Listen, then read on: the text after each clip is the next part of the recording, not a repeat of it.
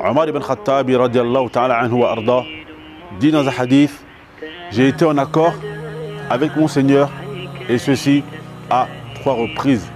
Dans la vidéo d'aujourd'hui, on va voir quel est le sens de ce hadith et comment Omar ibn Khattab radiallahu ta'ala anhu wa arda a réussi à être en accord avec son Seigneur. أعوذ بالله من الشيطان الرجيم بسم الله الرحمن الرحيم بسم الله والحمد لله والصلاة والسلام على من لا نبي بعده أما بعد. Il est rapporté dans un hadith dans le Sahih de Bukhari que Omar ibn Khattab radiallahu ta'ala anhu wa arda a dit à propos de lui-même: j'ai été en accord avec mon Seigneur, et ceci à 3 reprises. Et mon Seigneur a été en accord avec moi également à 3 reprises. Tout d'abord, lorsque Omar ibn Khattab radiallahu ta'ala anhu wa arda a dit au prophète sallallahu alayhi wa sallam: law ittakhadhta maqama Ibrahim musalla. Et si tu prenais la station d'Ibrahim comme lieu de prière, et c'est ainsi qu'Allah Azza wa Jal a révélé: وَاتَّخِذُوا مِن مَّقَامِ إِبْرَاهِيمَ مُصَلًّى. Ensuite, Omar ibn Khattab radiallahu ta'ala anhu wa arda a dit au prophète sallallahu alayhi wa sallam: il se peut que certains des hommes qui communiquent avec tes épouses soient des pieux et d'autres des impies.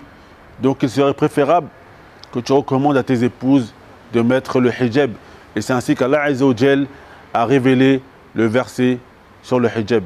Et la dernière des fois, c'est lorsque Omar ibn Khattab radiallahu ta'ala anhu wa arda est venu aux épouses du prophète sallallahu alayhi wa sallam, alors que celles-ci s'étaient réunies de jalousie contre le prophète sallallahu alayhi wa sallam. Omar ibn Khattab leur a dit: il se peut que si le prophète sallallahu alayhi wa sallam est amené à vous divorcer, Allah Azza wa Jal lui octroie des épouses qui seront meilleures que vous. Et c'est ainsi qu'Allah Azza wa Jal a révélé: Asa rabbuhu in tallaqakun an yubdilahu azwajan khayran minkun. Il se peut que son Seigneur, s'il est amené à vous divorcer, lui octroie des épouses qui seront préférables et meilleures que vous. Ya ayyuhan nabiy lima tuharrimu ma ahalla Allahu lak. Dans ce hadith, on tire des enseignements qui sont profitables pour chacun d'entre nous, donc je vous recommande d'écouter attentivement. Tout d'abord, on tire dans le hadith qu'il fait partie des sunnan pour celui qui se rend à la Mecque de prier derrière la station d'Ibrahim, car Allah Azza wa Jal dit: وَاتَّخِذُوا مِن مَّقَامِ إِبْرَاهِيمَ مُصَلًّى. Et prenez la station d'Ibrahim comme lieu de prière. On tire également dans le hadith qu'Allah Azza wa Jal aimait beaucoup Omar ibn Khattab radiallahu ta'ala anhu wa arda, au point où Allah Azza wa Jal a révélé dans son livre saint les recommandations de Omar ibn Khattab radiallahu ta'ala anhu wa arda, et ces recommandations seront lues jusqu'au jour du jugement dernier. Et c'est pour cela que le prophète sallallahu alayhi wa sallam dit: s'il y avait un prophète après moi, ce prophète serait Omar ibn Khattab radiallahu ta'ala anhu wa arda. On tire également dans le hadith que le musulman se doit d'être jaloux pour ses épouses. C'est ainsi que Omar ibn Khattab a recommandé au prophète sallallahu alayhi wa sallam de voiler les mères des croyantes, car Omar ibn Khattab avait une grande jalousie.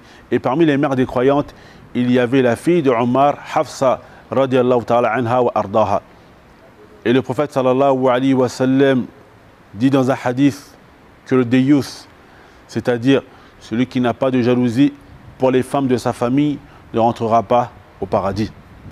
On tire également dans le hadith qu'il incombe à toutes les musulmanes qui ont atteint la maturité de se voiler.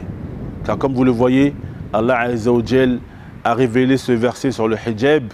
Et lorsqu'il a révélé ce verset sur le hijab, les femmes croyantes qui n'avaient pas encore eu la révélation ont déchiré des bouts de leurs vêtements afin de se voiler la tête. On tire également dans le hadith que peu importe le degré de science qu'a atteint une personne, elle se doit d'accepter les conseils et les recommandations d'une personne et même si cette personne a moins de science qu'elle. Le prophète sallallahu alayhi wa sallam, lui qui reçoit la révélation, a accepté les recommandations de Omar ibn Khattab radiallahu ta'ala anhu wa arda, alors que Omar ibn Khattab est plus jeune que le prophète sallallahu alayhi wa sallam en âge et a moins de science religieuse que le prophète. Mais malgré cela, le prophète sallallahu alayhi wa sallam a pris les recommandations de Omar. Donc toi mon frère en Allah, si un jeune vient te voir afin de te conseiller, accepte ses recommandations et même si il a moins de science que toi. On tire également dans le hadith que les problèmes conjugaux sont des problèmes qui touchent tout le monde. Le prophète sallallahu alayhi wa sallam a également été touché par les problèmes conjugaux avec ses épouses. Et c'est comme si Allah azza wa jal voulait nous passer un message dans cela, en nous disant le meilleur des prophètes et des messagers a été touché par les problèmes conjugaux. Pensez-vous, vous, que vous allez être épargné de cela? On prend également dans le hadith qui n'est pas autorisé aux musulmans de penser du mal des épouses du prophète sallallahu alayhi wa sallam. Car les épouses du prophète sallallahu alayhi wa sallam, au même titre que nous, elles sont des êtres humaines et elles peuvent avoir de la jalousie.